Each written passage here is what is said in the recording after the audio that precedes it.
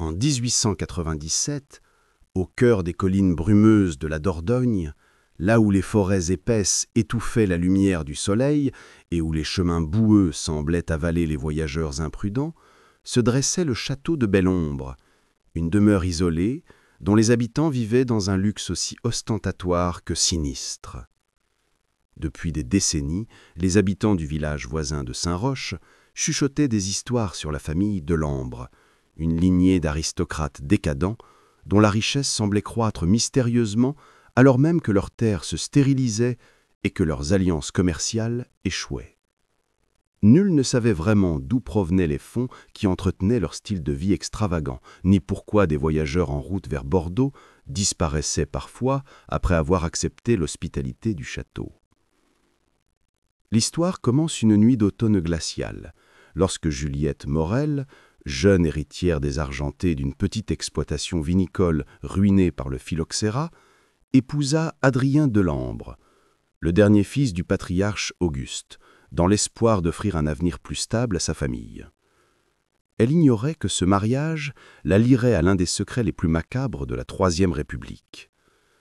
Adrien, homme au visage angélique et aux yeux d'un bleu presque translucide, était respecté dans les cercles parisiens pour son érudition et ses dons pour la finance, mais ceux qui le connaissaient intimement parlaient d'un tempérament calculateur et d'une froideur qui glaçait toute conversation trop intime. Son frère cadet, Lucien, plus impulsif et charmeur, tenait la vie mondaine du domaine entre ses mains, organisant des réceptions fastueuses où se mêlaient politiciens, industriels et membres de la noblesse décadente. Le patriarche Auguste, malade et reclus, régnait encore sur la maison, mais son influence déclinait, laissant ses fils libres d'agir sans contrôle.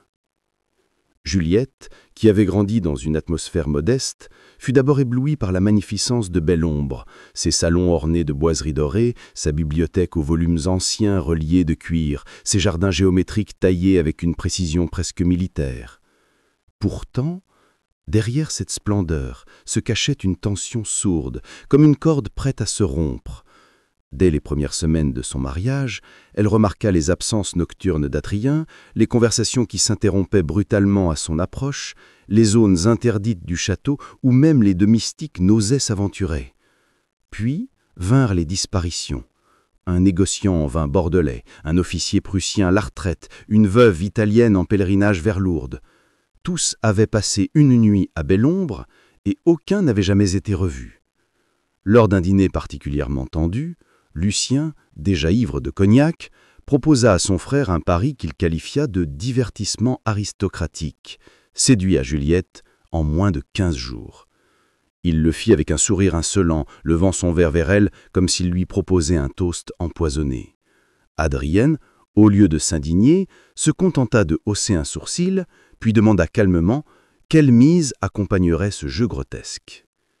1000 francs et la moitié des parts de la distillerie de Libourne, répondit Lucien. Adrien sourit, glacé. Fait, mais si tu échoues, tu céderas ton appartement parisien. Juliette sentit le sol se dérober sous ses pieds. Elle n'était plus une épouse, mais un objet, une variable dans une équation de pouvoir. Dans les jours qui suivirent, Lucien déploya toutes les armes de sa séduction. Promenade romantique dans les jardins, lecture de poèmes symbolistes, confidences murmurées au coin du feu. Mais sous son charme se devinait une insistance malsaine, une volonté de sonder ses failles. Juliette, loin d'être la proie docile qu'il imaginait, commença à jouer son propre jeu. Elle observa, écouta, nota mentalement les incohérences, les tonneaux scellés dans les caves dont l'odeur n'avait rien à voir avec celle du vin, les registres de comptes codés, les lettres brûlées à moitié dans la cheminée d'Adrien, les traces récentes de terre fraîche derrière l'orangerie. Une nuit, alors qu'une tempête faisait rage, elle suivit Adrien jusqu'aux anciennes catacombes gallo-romaines sur lesquelles le château avait été construit. Là, elle découvrit un spectacle qui lui glaça le sang. Des rangées de sarcophages de pierre transformés en caches funéraires, chacun marqué d'un symbole discret correspondant aux initiales des disparus dont elle avait entendu parler. Plus terrifiant encore, un registre soigneusement tenu détaillait les acquisitions de la famille, noms, dates, montants extortés et même les méthodes employées pour éliminer ceux qui représentaient un risque. Juliette comprit alors que Belle-Ombre n'était pas une demeure, mais une machine à tuer et à plier, perfectionnée sur plusieurs générations. L'hospitalité n'était qu'un leurre, les invités étaient drogués, dépouillés, puis enterrés sous les fondations mêmes de la maison. Pire encore, elle apprit que certaines disparitions n'étaient pas motivées par l'argent, mais par l'influence politique ou industrielle que les Delambre cherchaient à manipuler en éliminant des adversaires. Horrifiée, elle se demanda combien de ministres avaient voté des lois sous la menace invisible de ce réseau criminel. Sa peur mua en détermination. Lorsqu'elle fouillant plus profondément dans les archives, elle découvrit une lettre rédigée par une femme, nommée Claire, la première épouse d'Adrien, déclarée morte de la tuberculose 5 ans plus tôt. La lettre implorait quelconque la lirait de révéler la vérité sur les crimes de Belle-Ombre. Claire, comme Juliette, avait compris trop tard, et elle avait payé de sa vie. Cette découverte transforma la jeune femme. Elle ne fuirait pas. Elle détruirait Belle-Ombre de l'intérieur, même si cela impliquait de mourir avec lui. Dès lors, Juliette se mit à consigner chaque détail dans un carnet dissimulé derrière les lambris de sa chambre. Nom, lieu, somme, complicité. Elle établit une carte du domaine, indiquant l'emplacement probable des charniers. Elle étudia les poisons utilisés dans les laboratoires du domaine, notamment un extrait d'aconite, utilisé pour immobiliser les victimes.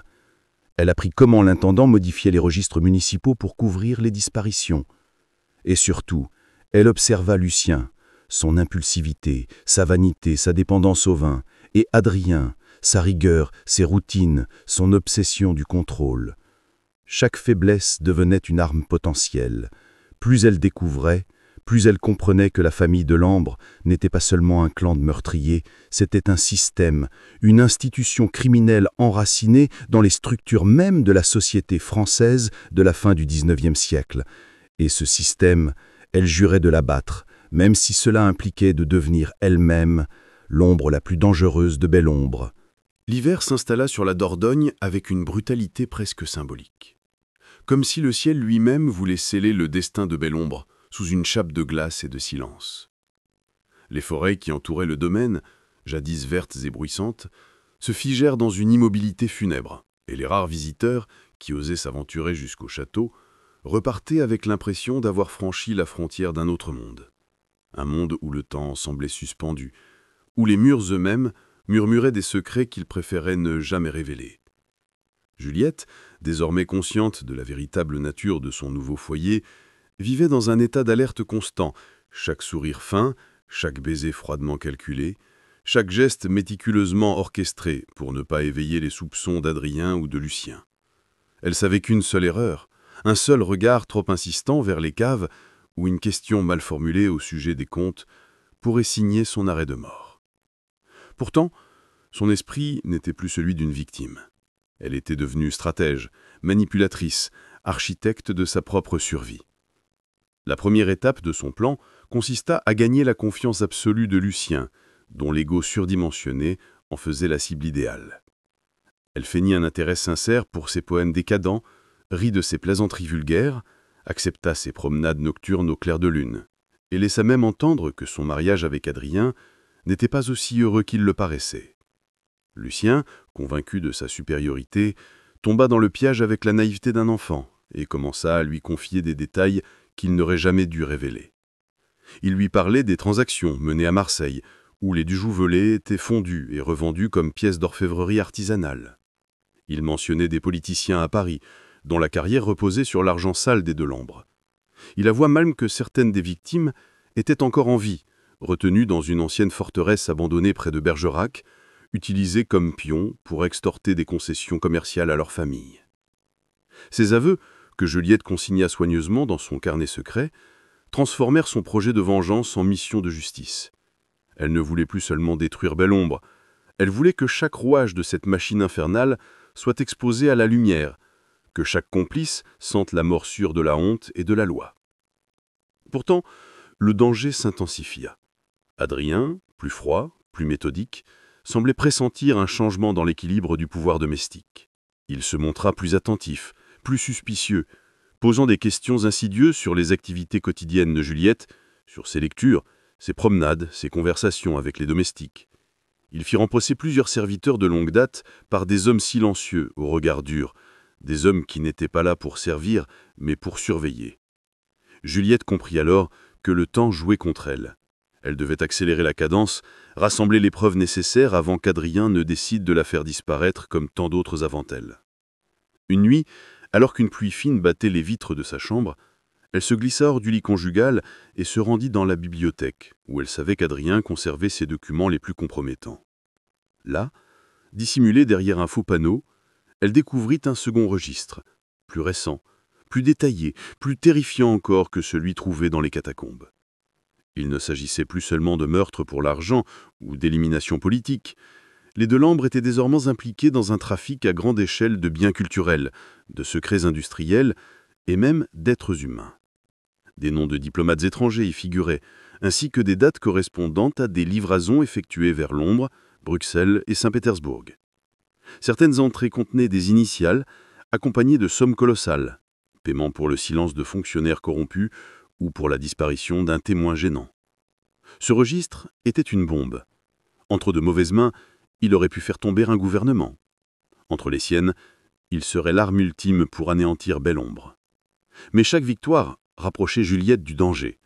Quelques jours plus tard, alors que traversait les corridors des ais pour rejoindre la chapelle, elle surprit une conversation qui glaça son sang. Adrien et Lucien discutaient à voix basse dans le petit salon, et leurs mots, étouffés mais distincts, suffisaient à faire comprendre l'essentiel. « Elle sait quelque chose », disait Adrien. « Elle pose trop de questions, elle fouine partout. Il faut agir avant la fin du mois. »« Un accident ?» proposa Lucien d'un ton détaché. « Non, trop risqué. Sa famille poserait des questions. Il nous faut un scénario irréprochable. » Juliette se recula lentement, le cœur battant. Elle n'avait plus le luxe d'attendre. Si elle voulait survivre, elle devait frapper la première. Sa riposte prit la forme d'un jeu d'échecs médiculeux. Elle envoya anonymement des copies partielles du registre à un journaliste républicain connu pour ses enquêtes sur la corruption. Elle laissa volontairement certaines preuves à la portée de l'intendant, sachant qu'il les transmettrait à ses supérieurs et que cela créerait un climat de panique dans les rangs des complices. Elle commença également à préparer un poison à base de digital pour neutraliser Adrien, étudiant la posologie exacte dans les traités de botanique hérités de son père. Pendant ce temps, elle gagna la confiance des domestiques les plus anciens, ceux qui avaient vu trop d'horreurs pour ne continuer à se taire, en leur promettant une protection s'ils témoignaient le moment venu. Chaque geste était calculé, chaque mot pesé, chaque sourire une arme. Puis vint l'événement qui fit basculer l'équilibre. L'annonce d'un bal fastueux en l'honneur du ministre des Finances prévu pour la fin de janvier. Ce bal serait l'occasion rêvée. Des politiciens, des officiers de police, des juges, des banquiers, tous les soutiens de la famille seraient présents. S'ils tombaient, l'empire de Lambre s'écroulerait avec eux. Juliette élabora alors un plan audacieux, provoquer l'implosion de Belombre de l'intérieur en une seule nuit. Elle décida que ce serait ce soir-là qu'elle administrerait le poison à Adrien, qu'elle dévoilerait le registre aux invités et qu'elle mettrait en lumière les charnières qui ont chaussi le plancher. Mais pour que tout réussisse, elle avait besoin d'une dernière pièce, un témoin extérieur, incorrompible, dont le témoignage aurait du poids devant la justice. Elle pensa à Étienne Béraud, un inspecteur parisien qu'elle avait rencontré brièvement lors d'un séjour à Bordeaux et dont la réputation d'intégrité était légendaire. Utilisant un mot d'emprunt, elle lui écrivit une lettre détaillant les crimes de la famille et lui donna rendez-vous dans une auberge à une lieue de Belombre, la veille du bal. Si tout se passait bien, Étienne serait sur place pour arrêter Adrien et Lucien flagrant délit. Si elle échouait, elle savait qu'elle ne verrait pas la lumière du jour suivante. À mesure que la batte approchait, le château semblait retenir son souffle. Les préparatifs du bal occupaient toute l'attention, et nul ne se doutait que sous les lustres et les valses se préparait un acte de vengeance qui allait ébranler les fondations de la haute société française. Juliette, en robe de velours noir, regardait chaque détail avec un calme trompeur. Elle avait transformé sa peur en une arme, sa douleur en stratégie, sa haine en patience. Elle savait que dans ce monde pourri par le pouvoir et l'argent, la justice ne se présentait pas d'elle-même. Elle devait qu'être provoquée, arrachée, imposée. Et dans l'ombre de Belombre, elle s'apprêtait à la déclencher comme on déclenche une tempête. La nuit du bal arriva enfin, enveloppée d'un manteau d'hiver si glacial qu'il semblait vouloir figer le temps lui-même. Les cloches de l'église de Saint-Roch sonnaient 9 heures, lorsque les premiers attelages franchirent les grilles de Belombre, leurs lanternes découpant dans l'obscurité des halos de lumière tremblante. À l'intérieur du château, tout n'était que faste et splendeur. Des guirlandes de roses blanches ornaient l'escalier principal, les miroirs reflétaient des lustres constellés de bougies, et un orchestre venu spécialement de Paris faisait résonner les premiers accords d'une valse viennoise. Juliette, vêtue d'une robe de soie couleur d'onyx, ses cheveux relevés dans une coiffure savamment étudiée, se tenait au sommet de l'escalier, accueillant les invités avec un sourire qui dissimulait la tempête de calcul et de peur qui faisait rage en elle. Chacun de ces visages élégants, ministres, banquiers, juges, officiers, industriels, représentait une pièce du puzzle infernal que les Delambre avaient patiemment assemblé au fil des décennies.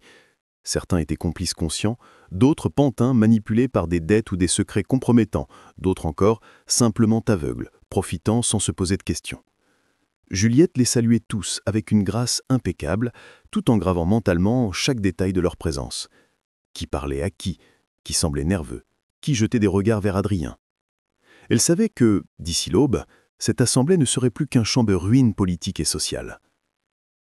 Adrien, impeccable dans son habit noir et son gilet brodé d'argent, circulait parmi les invités avec une aisance qui frôlait l'arrogance. Il avait cette expression sereine qu'il adoptait toujours lorsqu'il croyait avoir tout sous contrôle. Lucien, lui, rayonnait d'une énergie fébrile, plaisantant, trinquant, glissant des mots flatteurs à l'oreille des femmes et des promesses empoisonnées dans celles des hommes. Aucun des deux ne se doutait que chaque sourire de Juliette cachait une intention meurtrière, que chaque verre servi cette nuit avait été soigneusement pesé dans le plan méticuleux qu'elle avait échafaudé. Vers 11 heures, alors que la fête battait son plein et que la salle de bal résonnait d'un quadrille endiablé, Étienne Béraud fit son entrée. Il portait une redingote sombre et un regard perçant qui semblait voir au-delà des dorures et des sourires. Juliette le reconnut immédiatement, bien qu'il se présentât sous un nom d'emprunt comme prévu. Il lui fit un signe imperceptible depuis l'autre côté de la salle, un simple mouvement de tête qui signifiait « Je suis là ». Son cœur s'allégea un instant. Elle n'était plus seule. La première phase de son plan consistait à isoler Adrien. Elle avait appris ses habitudes. À minuit, il se retirait toujours dans son bureau privé pour consulter le livre de compte du mois, une routine qu'il considérait comme inviolable même lors d'événements mondains. Juliette s'assura donc que l'horloge sonnerait les 12 coups au moment précis où elle verserait quelques gouttes de digital dans le verre de cognac qu'il exigeait toujours après le repas. Le poison, lent et subtil, provoquerait d'abord une faiblesse musculaire, puis des arythmies, enfin une paralysie cardiaque. Mais elle ne voulait pas qu'il meure immédiatement. Elle voulait qu'il vive assez longtemps pour entendre les accusations qui allaient s'abattre sur lui. Tandis que les invités se pressaient dans la galerie pour admirer un feu d'artifice tiré depuis les jardins, Juliette s'éclipsa discrètement vers le bureau. Adrien y était déjà, penché sur ses registres, concentré comme un banquier devant son trésor. « Tu n'assistes pas au feu d'artifice » demanda-t-il sans lever les yeux. « J'ai mal à la tête » répondit-elle doucement, en s'approchant de la table. Il leva enfin le regard, la dévisagea un instant puis hocha la tête. « Tu es trop fragile pour ce genre de mondanité. » Elle sourit intérieurement, il ne se doutait de rien. Elle versait le poison dans son verre alors qu'il tournait le dos pour consulter une carte d'expédition. Lorsqu'il revint à s'asseoir, il but sans réfléchir. Le piège s'était refermé. À ce moment précis, Lucien entrant dans la pièce, l'air un peu éméché mais méfiant. « Que faites-vous tous les deux ici » demanda-t-il d'un ton faussement léger. Adrien haussa les épaules. « Rien d'important. Juliette avait besoin de calme. » Lucien plissa les yeux, puis s'approcha de Juliette. « Tu n'as pas l'air tranquille, ma chère. Tu caches quelque chose ?» Elle soutint son regard sans briller. « Je me demande simplement combien de temps au corps ce château pourra supporter tout ce sang sous ses fondements. » Le silence qui suivit fut si dense qu'on aurait pu l'entendre tomber. Adrien pâlit légèrement, Lucien serra les poings. « De quoi parlez-vous » siffla-t-il. Juliette sortit calmement un petit carnet de son corsage, une copie soigneusement rédigée de ses notes, et le posa sur la table. « De ça, de tout ce que vous avez fait, des noms, des dates, des sommes, de clercs, de ceux que vous avez enlevés, torturés, enterrés ici. » Lucien se jeta vers elle, mais Étienne apparut alors dans l'embrasure de la porte, suivi de 2 gendarmes armés. « Je crois que la partie est terminée, messieurs, » déclara l'inspecteur d'une voix glacée.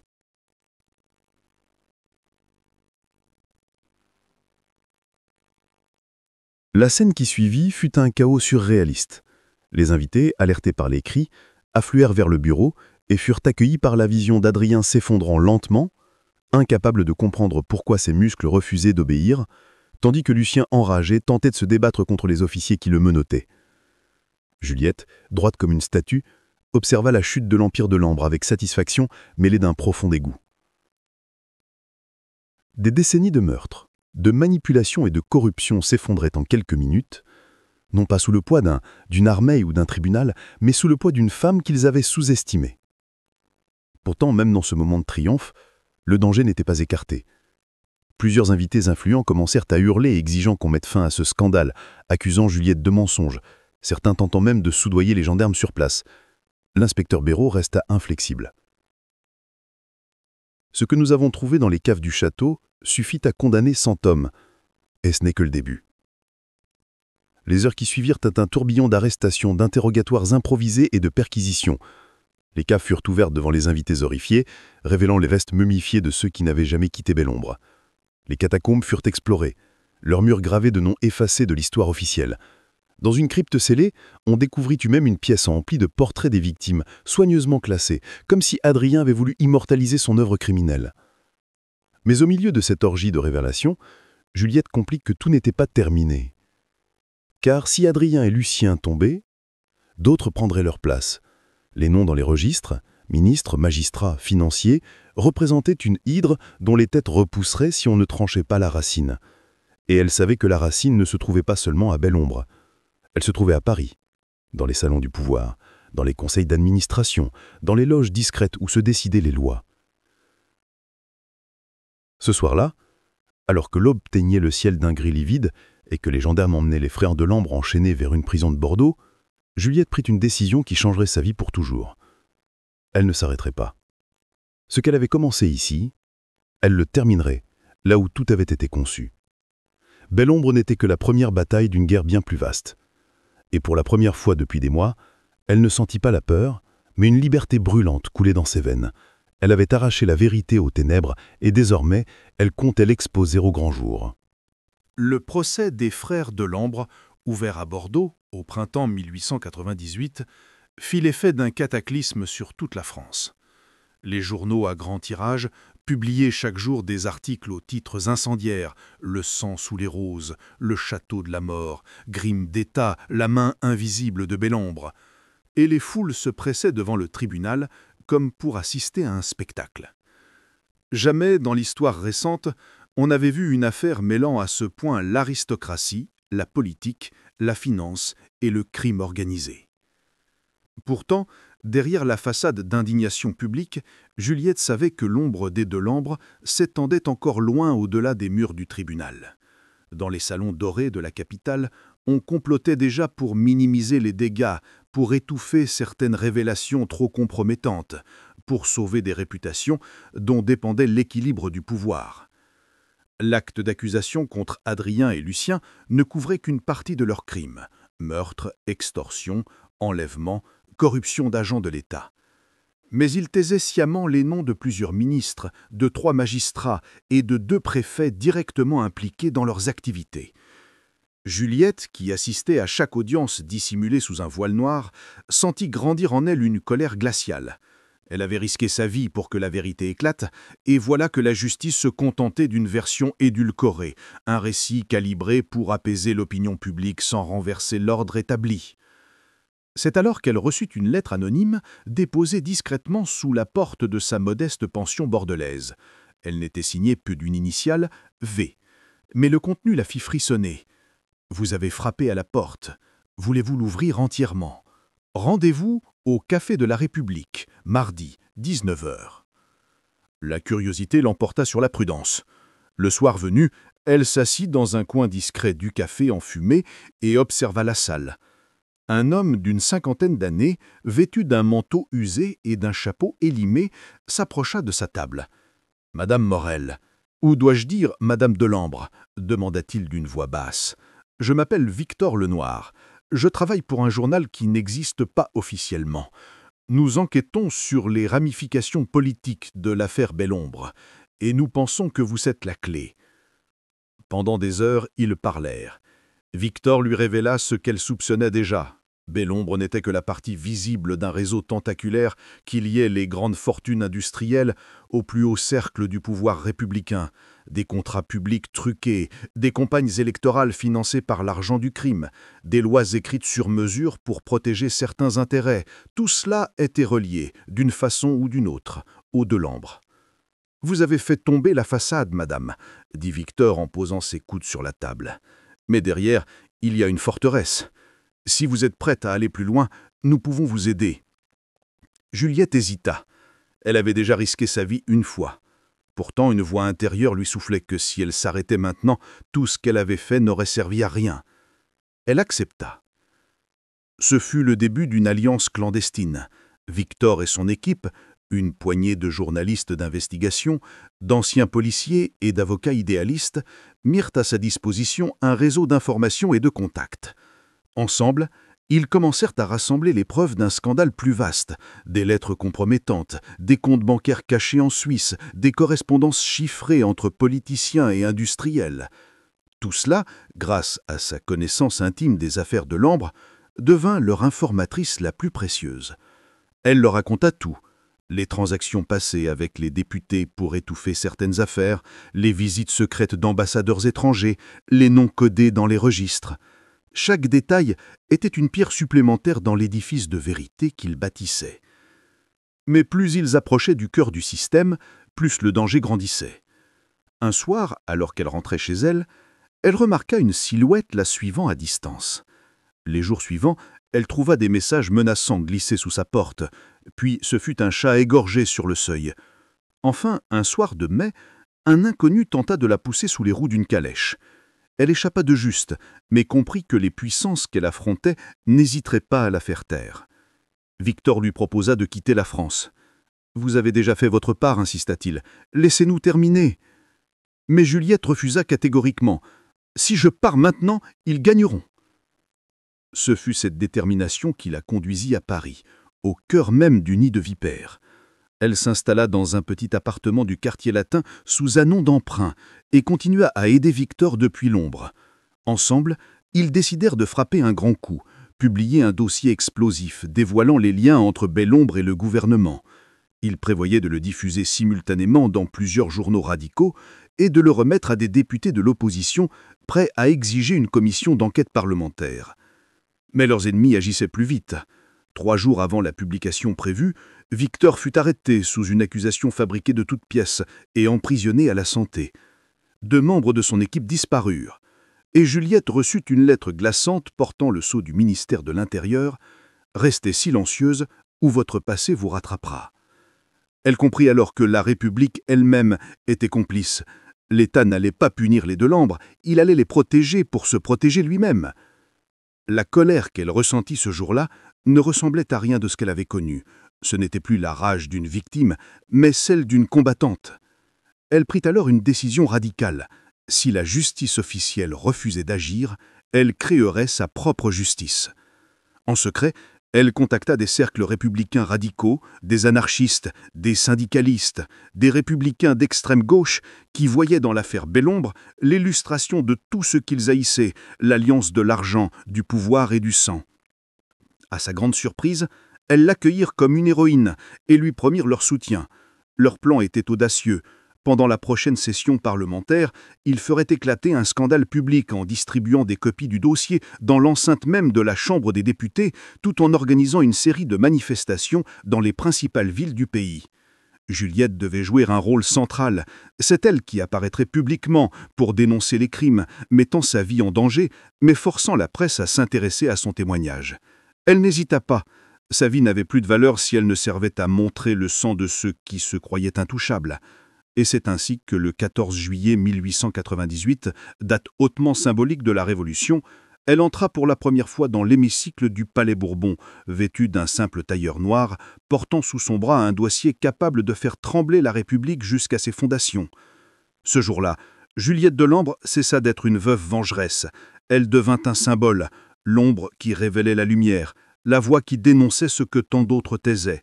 Et dans les couloirs du pouvoir, les premiers frissons de panique commencèrent à se faire sentir. Le 14 juillet 1898 restera gravé dans l'histoire de la Troisième République, non pas pour ses défilés patriotiques ou ses feux d'artifice, mais pour l'explosion d'un scandale qui faillit renverser tout un régime. Lorsque Juliette franchit les lourdes portes du Palais Bourbon ce matin-là, une foule immense se pressait déjà sur les quais de la Seine, brandissant des pancartes qui dénonçaient la République des assassins et exigeaient la vérité sur Belombre. Le dossier qu'elle portait sous son bras contenait plus de 300 pages de preuves irréfutables. Lettres, contrats, registres bancaires, télégrammes, correspondances codées, témoignages de domestiques et d'anciens complices. Chaque page était un clou dans le cercueil de l'édifice de corruption qui liait les Delambre à des ministres, des préfets, des magistrats et des industriels. Lorsque le président de la Chambre, visiblement nerveux, lui donna la parole, un silence de plomb s'abattit sur l'hémicycle. Juliette parla d'une voix claire, sans trembler. Elle raconta tout.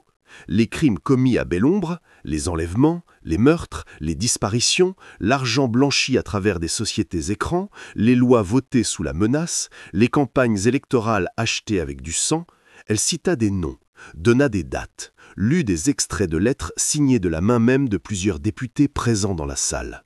« Vous avez fait de la République un instrument de prédation, déclara-t-elle, ses yeux brillants d'une colère contenue. Vous avez transformé la loi en complice du crime. Mais aujourd'hui, ce masque tombe. » Un brouhaha camtique éclata immédiatement. Certains députés crièrent à la trahison, d'autres quittèrent la salle en hurlant qu'ils n'assisteraient pas à ce théâtre anarchiste, mais d'autres, les plus jeunes, les plus idéalistes, se levèrent pour l'applaudir.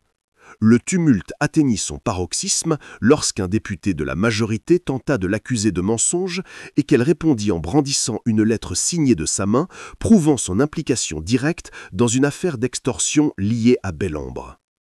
À l'extérieur, la situation dégénéra. Des milliers de manifestants, galvanisés par la rumeur de ce qui se passait à l'intérieur, affrontèrent la police sur les marches du Palais Bourbon. Des pierres volèrent, des coups de feu furent tirés, des chevaux paniquèrent. Paris n'avait pas connu une telle effervescence depuis la Commune. Dans les jours qui suivirent, la France tout entière se divisa.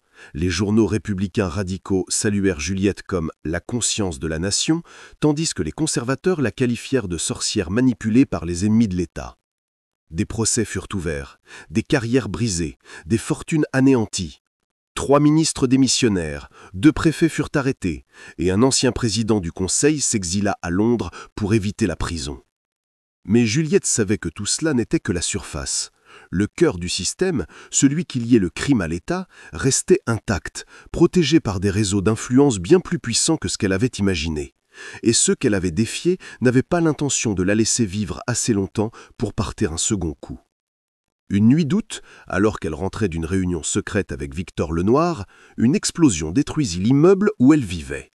Elle échappa à la mort de justesse, n'ayant été retardée que par une panne de fiacre. Les enquêteurs officiels conclurent à une fuite de gaz, mais elle savait que c'était une tentative d'assassinat. Elle changea alors de méthode. Plutôt que d'attaquer directement, elle choisit de devenir invisible, de se fondre dans l'ombre du tumulte qu'elle avait créé. Sous une fausse identité, elle rejoignit un groupe clandestin de militants républicains radicaux qui planifiait une série d'actions coordonnées. Sabotage, publications anonymes, fuites ciblées vers la presse étrangère, elle contribua à rédiger des pamphlets distribués dans tout le pays, dénonçant l'empire du crime qui gouvernait la République. Chaque semaine, un nouveau scandale éclatait. Un juge accusé d'avoir falsifié des preuves, un député surpris en flagrant délit de corruption, un banquier suicidé après la découverte de comptes secrets liés à Belombre. L'opinion publique, déjà ébranlée, commença à basculer. Des villes entières se mirent en grève, des étudiants occupèrent les universités. Dans certaines régions, des unités de la garde nationale refusèrent d'obéir aux ordres de dispersion des manifestations. Le gouvernement vacillait. C'est alors qu'une rumeur se répandit. Adrien Delambre, condamné à perpétuité, aurait réussi à s'évader de la prison de Bordeaux avec l'aide de complices puissants. La nouvelle tomba comme un coup de tonnerre. Juliette, qui croyait en avoir fini avec lui, sentit une peur glaciale remonter en elle. Est-ce vrai ou une manœuvre pour la déstabiliser ? Les jours suivants confirmèrent l'impensable. Un convoi transportant des documents judiciaires liés à Bellombre fut attaqué, 2 gardes furent tués et un témoin clé disparut. Tout indiquait qu'Adrien était libre et qu'il voulait reprendre le contrôle. Victor l'a prévenu. S'il te retrouve, il ne fera pas d'erreur cette fois. Juliette refusa de fuir. Si c'est la fin, alors elle aura lieu ici. Elle intensifia ses efforts, décidée à précipiter l'effondrement du système avant qu'Adrien ne puisse le sauver. Dans un ultime acte de défi, elle fit publier dans le journal du peuple l'intégralité du dossier Bellombre, sans caviardage, sans censure, incluant les noms les plus puissants de France. Le choc fut sans précédent. Le lendemain, des manifestations éclatèrent dans 32 villes. Des bâtiments administratifs furent incendiés. À Paris, une foule immense marcha sur l'Assemblée nationale en scandant son nom. Le gouvernement décréta l'état d'urgence. Des rumeurs de coup d'État commencèrent à circuler. Et au milieu de ce chaos, un message anonyme parvint à Juliette. « Nous avons des affaires inachevées. A.D. » Elle savait ce que cela signifiait. Adrien n'était pas seulement vivant, il venait pour elle. Et leur confrontation finale, plus qu'une vengeance personnelle, serait le point culminant d'une lutte pour l'âme même de la France. L'hiver 1899 s'abattit sur Paris comme une malédiction, un manteau de givre et de cendres sous lequel la République semblait agoniser. Les rues résonnaient de cris et de chants révolutionnaires, les murs étaient couverts d'affiches appelant à la chute du gouvernement, et les places publiques, autrefois théâtre de célébrations patriotiques, s'étaient transformées en champs de bataille où les manifestants affrontaient la garde républicaine. La publication intégrale du dossier Bellombre avait agi comme une détonation dans une poudrière.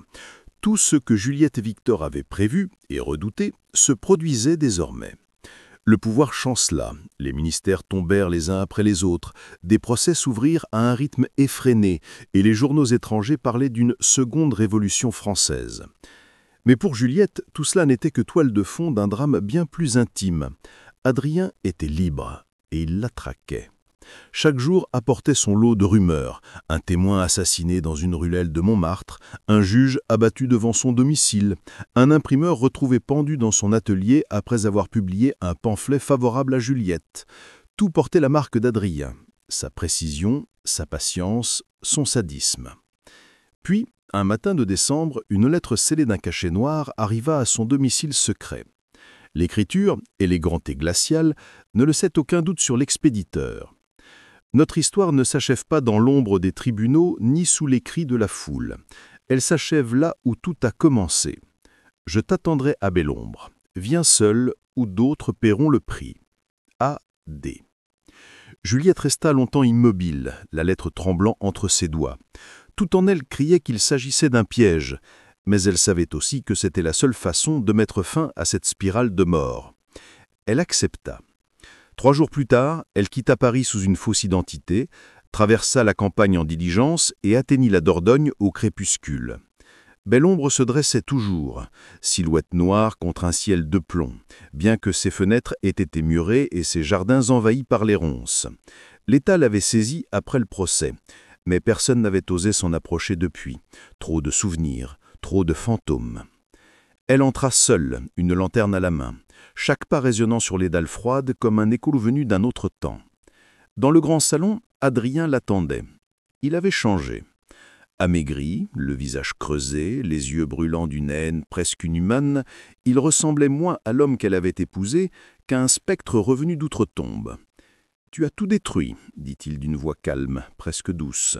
Ma famille, mon nom, mon œuvre. Mais tu n'as pas gagné. Tu n'as fait que libérer des farces que tu ne pourras jamais contrôler. » Juliette s'avança, posant sa lanterne sur une table poussiéreuse. « Je n'ai rien détruit que tu n'aies déjà condamné toi-même. Tu as construit ton empire sur la mort et le mensonge. Je ne fais que révéler ce que tu es vraiment. » Adrien éclata d'un rire sec, sans joie. « Révéler? Tu crois que ces gens veulent la vérité? Ils veulent des coupables à lyncher, des héros à adorer. Ils te détruiront comme ils m'ont détruit. Tu n'es pas une justicière, Juliette. Tu es simplement une autre pierre dans la machine. » Il fit un pas vers elle, puis un autre, jusqu'à ce que leur visage ne fût plus qu'à quelques centimètres l'un de l'autre. « Je pourrais te tuer maintenant, » murmura-t-il. « Je pourrais mettre fin à tout ceci en un seul geste. » Elle ne recula pas. « Alors fais-le. Mais sache que même si je meurs ici, le monde ne sera plus jamais celui que tu as façonné. Tes crimes sont connus, tes alliés se cachent. Ton nom est synonyme de honte. » Le silence s'étira, lourd, insoutenable. Puis Adrien recula légèrement, un éclat étrange dans le regard. « Tu penses avoir gagné parce que tu as détruit mon monde, mais tu as créé un monstre bien plus pire, un peuple qui ne croit plus en rien. Tu as ouvert une porte que tu ne pourras jamais refermer. » Il sortit un revolver de sa veste et le pointa sur elle. « Et pourtant, je ne peux pas te laisser vivre. » Juliette fermait les yeux, attendant le coup. Mais il ne vint pas.